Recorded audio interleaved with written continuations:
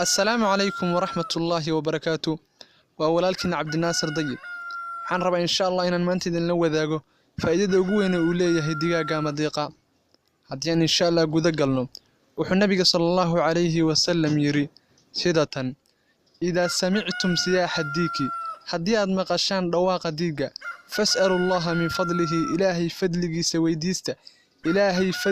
weydiista, fa innaha ra'at malakan, waxaa sababay waxay la qaydisaa oo ay aragtaa malaa'igta. ilaahay waxaad ka baridaa wax alla wax kastoo aad u baahanteed.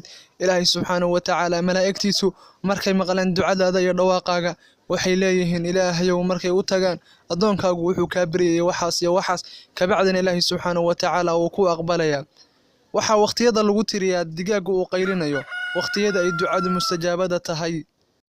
haddaba ka faa'iideyso waqtigaas ilaahay subxaanahu wa ta'aala ducadiisa uu aqbalayo. waxaa laga yaabaa in badan oo walaalahaaga ka mid ah inaysan dareemin ama aysan war u haynin. waa anigoo walaalkiin cabdinaasir ah, waana idin salaamayaa. wassalaamu calaykum waraxmatullaahi wabarakaatu.